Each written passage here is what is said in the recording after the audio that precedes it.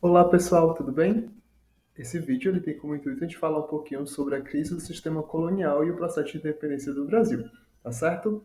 Vamos lá. Primeira coisa que a gente precisa ter em mente é a seguinte ideia: é os conceitos de o que é metrópole, o que é um pacto colonial e como isso impacta, consequentemente, a economia de um país, tá certo? Metrópole, a gente vai ter como noção todo país que é dominante. Então, lá no século XV, século XVI, no processo de formação dos Estados Nacionais da Europa, vai ser muito forte a construção de Estados-nações que se viam como metrópole, ou seja, eles tinham um certo poder ao ponto de eles conquistarem outros territórios. Esses territórios conquistados a gente vai chamar de colônia. Colônia, então, vai ser um estado, um lugar que vai ser anexado, ou seja, vai ser dominado pela metrópole. No caso Brasil e Portugal, Brasil seria a colônia, Portugal seria a sua metrópole. Quando a metrópole ela meio que domina esse território novo, né, condiciona ele na condição de colônia, a gente vai perceber a formação do que nós vamos chamar de pacto colonial. O pacto colonial seria uma relação de poder exercida pela metrópole sobre as suas colônias. Isso quer dizer que vai ser a metrópole que vai escolher a língua oficial desse lugar, a religiosidade, a moral, os bons costumes, a questão cultural, ou seja, ela vai influenciar fortemente e, consequentemente, a economia. A economia, nesse caso, desses países, teriam como um intuito principal abastecer suas metrópoles, de certo modo, a suprir necessidades essenciais, como, por exemplo, Brasil e Portugal. Portugal vai retirar do Brasil algo para a sua economia. Entre eles, a gente vai ver aí a imposição da agricultura de exportação. O Brasil ele vai produzir, por exemplo, um gênero tropical, que é a cana-de-açúcar, responsável por fazer açúcar que Portugal revendia na Europa. Beleza? Vamos continuar. Para a gente entender esse processo de crise, é extremamente importante a gente analisar um contexto de época, tá certo? Então, de forma muito breve, para a gente não se atrelar muito a esse ponto. A gente vai perceber que ali no finalzinho do período ibérico, né, que é quando Portugal e Espanha se unem, né, sobre uma mesma coroa, o Brasil ele teve um período holandês. Por conta dessa fragilidade, os holandeses meio que ocuparam nossas terras, principalmente o litoral nordestino. Né? E aí o que acontece? Quando os holandeses eles são expulsos do Brasil, o que vai acontecer fortemente é uma concorrência. Porque quando eles saem daqui, eles levam mudas de cana-de-açúcar lá para países que eram suas colônias. E aí, nesse processo, consequentemente, a gente perde o nosso monopólio açucareiro. Flávio, o que é monopólio? Palavra extremamente importante e muito comum em questões sobre esse assunto. Monopólio é quando eu tenho total poder sobre aquela atividade. Somente eu posso fazer aquilo. Então, o Brasil era um dos poucos países, se não o único, que naquele período produzia açúcar de cana-de-açúcar. Os demais países que produziam açúcar eram países que faziam açúcar a partir da beterraba. Sim, beterraba. E aí, por conta da cor da beterraba ser avermelhada, né, ela consequentemente mudava a cor das bebidas, o que era visto como estranho, uma vez que havia muitas mortes por envenenamento. Tá certo? E aí o que acontece? Quando os holandeses rompem esse monopólio brasileiro, né, e começam a produzir cana-de-açúcar em outras regiões, como nas Antilhas e tudo mais, e assim eles começam a competir com o mesmo açúcar, um açúcar agora de cana-de-açúcar contra um açúcar de cana-de-açúcar, isso vai afetar a nossa economia.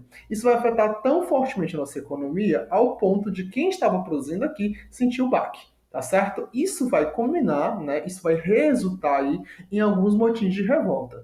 Essas revoltas, pessoal, elas vão ter dois caráteres em particular. Para a nossa aula de hoje, a gente vai precisar focar principalmente nas revoltas emancipacionistas. Por que elas vão ser revoltas que vão pontuar a ideia da luta por independência. Eles não vão querer resolver problemas locais, eles vão querer resolver principalmente problemas de separação. Tá certo? Eles tinham como intuito defender a ideia de que eu iria me separar totalmente ali da coroa que me mandava, tá certo?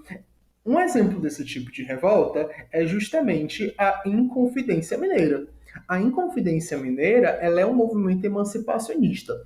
Pontos importantes que nós vamos ter sobre a Inconfidência Mineira, que a gente precisa ter muito fortemente em nossa mente. Primeiro, que é um movimento de elite. Eu estou falando de uma elite mineradora que não queria pagar impostos que estavam extremamente atrasados.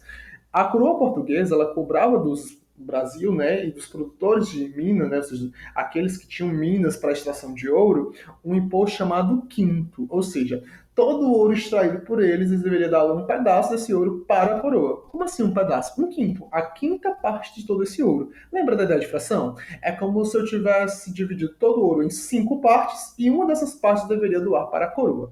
Por esse motivo, quinto. Tá certo? E aí o que acontece? Quando as pessoas começavam a sonegar esse imposto, elas não pagavam esse imposto, né? A coroa portuguesa lançou um novo imposto, que a gente vai chamar esse imposto de derrama. A derrama é a cobrança de impostos não pagos e atrasados. É como se fosse hoje dizer assim: estou cobrando o seu imposto, né? O que você me deve com juros. Tá certo? Isso deixava a galera extremamente desconfortável e, consequentemente, né, pensando em outros meios de se afastar dessa situação. E é o que eles fazem? Eles começam a organizar um movimento esse para derrubar a coroa portuguesa e assim instaurar na região de Minas Gerais um outro país. Beleza? Por esse motivo, nós vamos chamar aí de Inconfidência Mineira, um movimento de emancipação, ou movimento emancipacionista. Beleza? Claro, mas por que Inconfidência? Inconfidência seria a ideia de que esse movimento ele não chegou a acontecer necessariamente. Ele não chegou a ser uma revolta. Ele é mais um plano que não deu certo. Ele foi descoberto antes de ser colocado em prática. Por quê? Um segredo, uma confidência que estava guardada, foi espalhada. Né, ela foi delatada, ela foi falada, né, então ela foi inconfidencial. A galera foi lá e falou, e aí, consequentemente, a elite, né, no caso aí, o governo português, ele vai chegar lá e vai interferir na situação. Pontos importantes que nós vamos ter sobre Inconfidência Mineira. Primeiro ponto, um movimento de elite e uma elite mineradora que não queria pagar ali um fator chamado cobrança de impostos, né, no caso aí, o quinto e a derrama. Eles defendiam o quê, Flávio? Eles defendiam a emancipação, logo independência, e tornar a região de Minas Gerais um país. Esse país seria republicano, ou seja, o regime de governo dele seria parecido com o atual Brasil que nós temos. Uma república presidencialista, com constituição. E aí, quando a gente analisa esses pontos, a gente lembra muito fortemente de ideais do iluminismo, como de Voltaire, como de Rousseau, como de Diderot d'Alembert, né, e muitos outros. Tá certo? O embate maior é a seguinte situação, e isso enfraquece o movimento, que é justamente a escravidão. Apesar deles terem ideais iluministas, né, como liberalismo e tudo mais, a ideia de escravidão não era muito bem pensada. E quando se tocava no assunto, gerava bastante desconforto na galera. Por quê? Eu estou falando de donos de minas que se usufruíam do trabalho escravo, da exploração do trabalho escravo da galera. E aí, quando eu digo que eu vou libertar esses escravos, a galera assim, tá bom, não me participo mais. Gerava aquela inquietação, aquela, como posso dizer, gerava-se uma certa, assim, me afaste do movimento se essa pauta voltar em questão. Beleza? Então, pontos essenciais que nós temos que entender sobre Inconfidência Mineira. Aconteceu em Minas Gerais, ideal republicano, tinha como intuito se tornar emancipado, ou seja, se independente, né, se tornar independente, foi motivado pela cobrança de impostos e é um movimento de elite que não gostava muito de falar sobre escravidão. Beleza? Bem parecido com esse, também chamado de Revolta dos Alfaiates, a gente tem aí a Inconfidência Baiana. Tá? Essa Inconfidência, em particular, diferente da anterior, ela é um movimento mais popular. E aí o que é que a gente vai perceber lá? Bahia, Salvador em particular, ela era muito. Tinha uma população escrava, e esse escravo muito grande, né? Até a maior população lá era justamente essa galera. E aí o que acontecia em particular? Por ser uma região portuária, diferente de Minas Gerais, que é bem no centro do Brasil, ela recebia bastante galera. Tipo assim, os navios vinham chegando, né, a todo instante, e, consequentemente, novas informações da Europa vinham.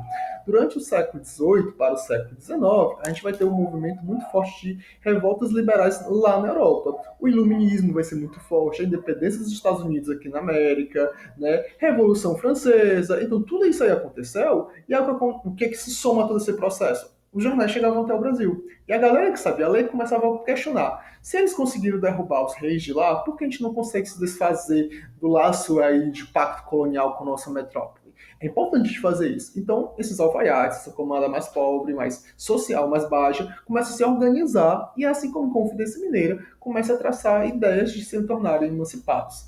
É um movimento mais diverso, como a gente pode perceber. Ele também vai ser republicano e tem forte influência do iluminismo. Enquanto que em Confidência Mineira ela vai se inspirar bastante na independência dos Estados Unidos, a Confederação Baiana, né, ou Conjuração Baiana, ela vai ter um foco muito maior na revolta de escravizados do Haiti, certo? E aí eles vão dizer assim, olha, se lá eles conseguiram expulsar os colonos e tornar lá um país, Bahia também consegue fazer isso. E aí isso mexe bastante com as elites que estavam apoiando de início o movimento, né? Qual vai ser o estopim desse processo? O estopim ou motivação é a grande quantidade de impostos, a miséria e a escravidão. A desigualdade social era assim gritante ao ponto de ser sufocante, tá certo? Eles defendiam desse modo o fim da escravidão e a melhoria dos soldados. Quando a elite começou a ouvir essa parte da escravidão, também não gostou muito e começou a se afastar do processo. Qual foi a forma que foi finalizado, né? A gente vai perceber nesse processo que lá em Confidência Mineira eu vou ter a morte ah, do Tiradentes, né? E a maior parte dos líderes vai ser expulso do país, mas não vão morrer, né? Não vão ter uma morte exemplar. Enquanto que em Conjuração Baiana, até os descendentes da galera, das lideranças, vão ser amaldiçoados. Então a gente percebe aí que ele tem um peso maior quando se trata de classes sociais baixas. Beleza? Comparando as duas, a gente pode perceber que ambas defendiam o republicanismo e tinham influência do iluminismo. As diferenças principais estão na localização, que uma é no Nordeste e outra no Sudeste brasileiro, né, Bahia e Minas Gerais, e a questão da escravidão. Uma defendia o fim da escravidão e a outra não defendia tanto. Beleza? Tranquilos até aqui? Vamos continuar. E aí nós temos o seguinte ponto. Todo esse processo ele vai se intensificar, essa crise vai se intensificar a partir de problemas que vai acontecer lá na Europa. É extremamente importante, quando nós falamos de relações coloniais, perceber que tudo que acontece na metrópole afeta a sua colônia. Tudo que acontece na metrópole afeta a sua colônia. E é o que acontece. Lá na Europa, a gente vai estar vivenciando nessa mesma época o governo, né, das revoluções. E a gente vai ter, por exemplo, lá na Inglaterra, revoluções inglesas, nós vamos ter, por exemplo, lá na França, a Revolução Francesa, e a fase final da Revolução Francesa ela é marcada por Napoleão Bonaparte e seu processo imperialista de conquistar e expandir seu território. Seu maior embate nesse então é justamente a Inglaterra. E aí, esse impasse, né, entre Napoleão e Inglaterra, Napoleão decide fazer um bloqueio, que nós vamos chamar de bloqueio continental. Flávio, por que eu preciso entender esse bloqueio continental? O bloqueio continental é importante por causa que, apesar de ele acontecer na Europa, ele tem resquício, né, ele vai ter muitas consequências para as colônias. Porque Napoleão vai dizer o quê? Ele vai dizer que ele vai invadir e conquistar qualquer país que não apoiar o bloqueio. Ou seja, quem continuar comercializando, tendo qualquer relação com a Inglaterra, a França ia lá, sob a liderança de Napoleão, invadir e derrubar aquele rei. Isso deixava a galera numa saia justa que vocês nem imaginam. Então, o bloqueio continental, ele pressionou aí alguns países, dentre eles Portugal. Esse processo foi tão intenso, mas tão intenso, que olha só, forçou a família real a fugir. Então, em dezembro de 1807, a família real, né, Dom João VI, toda a sua corte, Dom João VI, diga-se de passagem, pai de Dom Pedro I, né, avô de Dom Pedro II, foge de Portugal, escoltado pela Marinha Inglesa para o Brasil, né, e ele chega em janeiro de 1808. Chegando na Bahia, né, devendo esse favorzão à Inglaterra, o que é que Dom João VI faz? Ele vai ter que assinar alguns contratos, mesmo ele não gostando, né? Ele vai ter que assinar alguns acordos. O primeiro acordo que nós vamos ter é a abertura dos portos. Esse acordo ele é extremamente importante. É fundamental a gente entender esse acordo, porque ele vai fazer um rompimento crucial na ideia de pacto colonial. Lembrem do início do vídeo que eu falei para vocês que o pacto colonial dizia como a gente, enquanto colônia, deveria viver, pensar e agir. E aí, na economia, dizia para quem a gente vendia, do que a gente compraria, por quanto a gente faria isso. O pacto colonial, ele é justamente isso. Ele força a gente fazer essas ideias. O que acontece com a abertura dos portos, né? Que esse acordo que a Inglaterra vai forçar o João VI a fazer. Ele vai romper esse pacto colonial economicamente. Ele vai dizer que agora qualquer nação que o Brasil queira comercializar, ele poderá comercializar. Tá entendendo? Tipo assim, olha, o Brasil não tem mais o rabo preso economicamente com Portugal. Agora o Brasil ele pode sim comprar e vender de outras nações. Para tanto, precisa se estabelecer algumas taxas, né? que favorecessem, consequentemente, Portugal, né? Primeiro ponto que nós vamos perceber, motivações para esse processo. Gente, existia primeiro essa dívida que deveria ser paga, esse favorzão, né, que a Marinha Inglesa faz, escoltando da família real de Portugal para o Brasil, né? Então, eles têm que pagar esse processo. O segundo fator é que, como a família real estava no Brasil, não adiantava mandar nada para Portugal, porque Portugal estava dominado pelos franceses. Então, tinha que se dar alguma forma de escoar a produção brasileira para outras nações, tá certo? E aí, esses acordos vão ser firmados com os ingleses, tá certo? Primeiro, outro ponto que também a gente precisa reforçar: a corte portuguesa é extremamente onerosa. Flávio, que palavra louca é essa? Olha aí o nosso vocabulário enriquecendo. Onerosa ou onerosa é algo muito gasto, que gera muito gasto, é muito caro, entendeu? Então, era importante gerar um fundo. Como assim gerar um fundo? Era importante abastecer os cofres para poder custear os gastos que a coroa estaria fazendo, né? A corte estaria fazendo, a família real e toda a sua corte. E aí era interessante fazer isso. E aí eles conseguem fazer isso. Ponto interessante. Quando eles abrem os potes, eles vão fazer alguns pontos em particular. Dentre eles, vai ser as taxações. Taxações interessantes. Portugal, ele vai pagar uma taxa de 16%. A Inglaterra, 15%. Menos que Portugal? Sim, menos que Portugal, porque a Inglaterra pressionou demais a Portugal por conta desse favor que eles deram. As outras nações, né, com exceção de Portugal e Inglaterra, pagariam aí 24% por imposto, né, por produto exportado, tá bom? Outro fator que a gente vai perceber, os ingleses, eles vão traçar também um outro tratado chamado Tratado da Aliança e da Amizade com Portugal, e esse tratado ele vai ser crucial para a gente entender lá no Império da gente, que vai ser justamente ingleses julgam ingleses. Esse detalhe, vou deixar para explorar mais quando a gente for falar sobre a questão Christ lá em Império, tá bom? Vamos continuar? Outro fator que nós vamos observar, quando a família real veio para o Brasil, ela fez algumas reformas também administrativas. Dentre elas, nós vamos ter, por exemplo, o Brasil ele vai deixar de ser colônia. Meus caros, o Brasil ele vai deixar de ser colônia e ele vai ser elevado a Reino Unido, né? Reino Unido junto com Portugal e outras nações próximas de Portugal, tá certo? Que é o Reino de Algarves, tá bom? Para guardar esse dinheiro que era acumulado, né? O Brasil, na casa da coroa portuguesa, manda criar no Brasil um banco, o Banco do Brasil, o BB, feito para você. E aí, gente, a gente precisa construir esse banco por conta de quê? Eu preciso construir limite de crédito. Limite de crédito por quê? Investir em reformas. Gente, vamos lá, imagina aqui comigo. Cai aqui para nós, pega a minha mão, vamos andar junto. Analisa só a ideia. Se a gente para analisar, quando a galera vivia em Portugal, elas viviam num maior luxo, né? E quando eles chegam aqui no Brasil, não tinha muita coisa. Então eles queriam reformar o Brasil. Era extremamente importante reformar o Brasil para abastecer aí a galera. Tipo, com arte, com cultura, com serviços, tá entendendo? Mordomias que eles não tinham. O Brasil era uma colônia, não tinha o naipe de uma metrópole, então precisava ser adaptada. O que é que acontece, meus caros? O que acontece é que fica complicado para isso. Então eles precisavam desse dinheiro. E aí eles começam a investir e atrair mão de obra artística para cá. Dentre essas mãos de obras, a gente vai ter a missão artística francesa, Debré.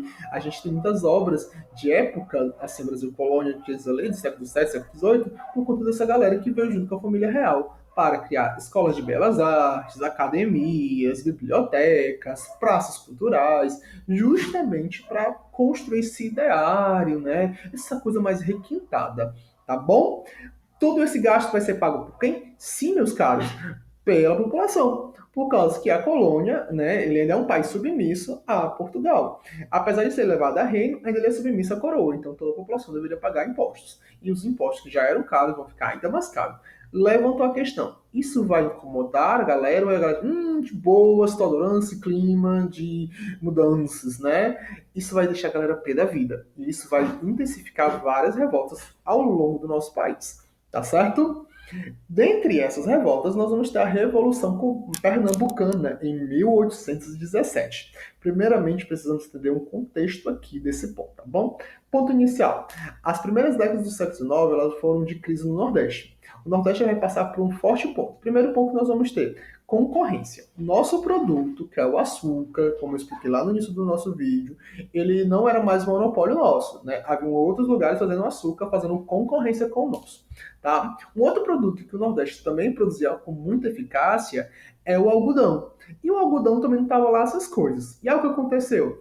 Com a chegada da família real aqui, os impostos foram lá em cima. E aí essa galera produzia, e o produto era muito desvalorizado, né, por conta da concorrência, eles não guardavam dinheiro, eles não conseguiam ter lucro e tinham que pagar altos impostos. O que, é que acontece lá em 1916? Seca. É um problema climático que afetou a plantação e, consequentemente, a produção caiu, aumentando os preços de produtos básicos, como o pão, como o feijão, como o arroz, e entre outros. Tá? E aí, como eu falei para vocês, a gente precisa lembrar que toda cidade portuária, ou seja, que recebem navios, recebia informação de fora, entendeu? E aí essas informações chegavam contando que lá na Europa a galera estava se juntando e derrubando os governos, estava destruindo geral, estava decapitando reis e rainhas, em nome de independência, liberdade, igualdade e fraternidade.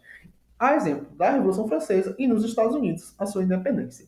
Tá? Então, o governador da província então ficou sabendo e passou a investigar vários suspeitos que estavam, assim, organizando umas ideias, tá?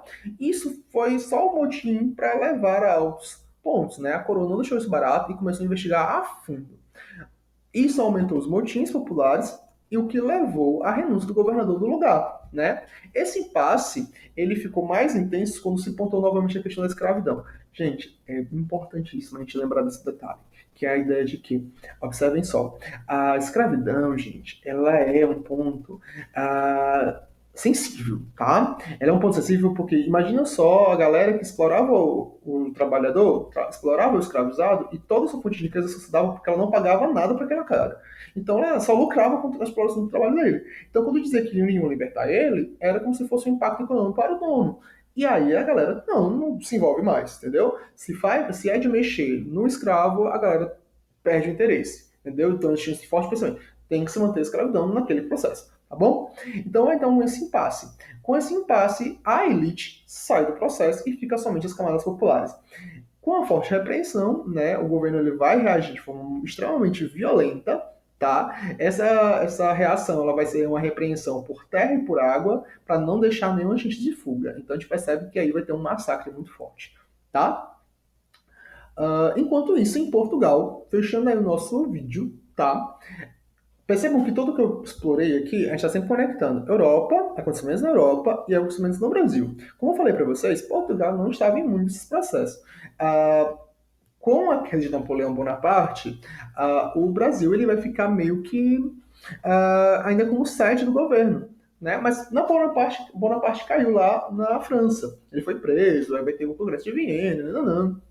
E algo acontece, Dom João VI ele começa a ser pressionado pela galerinha que estava lá em Portugal, a galerinha que expulsou Napoleão, que expulsou os franceses, né? Uma elite que estava se formando lá, começou a cobrar. Olha, rei, olha, Dom João, tu não é líder dessa nação, por que tu estás aí no Brasil? Então, vamos embora para cá, come back, né? Retorne, vamos voltar aqui para nossas terras, para as terras lusitanas, e aí eles começam a pressionar. Contexto que nós vamos ter um forte desagrado com as medidas comerciais que favoreciam os ingleses. Dentre essas medidas, lembra a abertura dos portos, que dizia que Portugal ia pagar mais imposto do que provavelmente a Inglaterra? Quem era comerciante lá em Portugal ficou pé da vida com isso. Ele, como é que pode? Eu que sou o dono dessas terras, né? Eu, enquanto metrópole dessa colônia, eu preciso pagar mais imposto que uma nação amiga? Não, isso não existe. A galera ficou pé da vida. Forte pressão, então, por parte dessa galera para que reavessem a autonomia da colônia. Tipo assim, olha, ela tem que voltar a ser colônia, ela tem que ser rebaixada, deixar de ser um Reino Unido, ser rebaixada a colônia, tá? E aí essas ideias são fortemente ideias liberais, né? Que são ideias que diziam que o poder deveria ser governado pelo comerciante no sentido que a monarquia ela deveria ser constitucional. A monarquia ela deveria existir, mas ela não deveria governar. Então o rei reina, mas não governa, tá? E aí essa revolução liberal do Porto, ela vai forçar muito os líderes, né, a galera que estava aqui no Brasil, na família real, a voltar. Dom João VI ele retorna para Portugal, mas seu filho fica, porque ele estava com medo de o Brasil se tornar independente. Perceberam que desde o nosso início de vídeo a gente vem falando de crise econômica e manifestação popular querendo independência? Dom José estava com muito medo que isso acontecesse. Então, para evitar isso, ele volta para Portugal, pressionado pela Revolução Liberal do Porto, né? Mas deixa Dom Pedro I aqui como príncipe regente. Quando Dom João VI chega em Portugal, o que acontece? Muito forte aí. Quando ele chega lá, ele tem uma carta, um documento para ele assinar. E nesse documento ele diz assim: olha, ao assinar esse documento, você torna Portugal uma monarquia constitucional, que diz que você vai reinar, mas para governar, realmente, quem vai governar são os parlamentos, ou seja, senadores e deputados que, junto ao rei, traçam medidas que favoreçam a economia do país. Tá certo? Dom Pedro fica aqui no Brasil e a galera lá de Portugal continua pressionando. Dom Pedro tem que voltar, não podemos deixar o Brasil só assim. Aqui no Brasil, a galera vai começar a fazer várias manifestações em apoio a Dom Pedro. Era muito interessante que Dom Pedro ficasse para que acelerasse ainda mais o processo de dependência. Então nós vamos ter aí o seguinte fator. Dom Pedro vai ficar e ele tem uma frase belíssima, né? Que é diga ao povo que fico, né? Se é para a alegria geral da nação, diga ao povo que fico. E ele fica. E aí, ao ficar, ele acelera o processo de dependência, né? E lá em 7 de setembro de 1822, ele vai lá e grita, né? Morte ou dependência ou morte, né? O grito de Ipiranga. E aí torna o Brasil um império, tá certo? Finalizando a fase colonial e iniciando a fase imperial da nossa história. Tem muita coisa por aí e aguardo vocês nas próximas videoaulas. Espero ter ajudado. Dá umas pausas, o vídeo ficou longo, mas dá para dar umas pausas, dá para dar uma estudada, dá para copiar matéria do slide e fazer grifadas no material. Beleza? Valeu, tchau, tchau.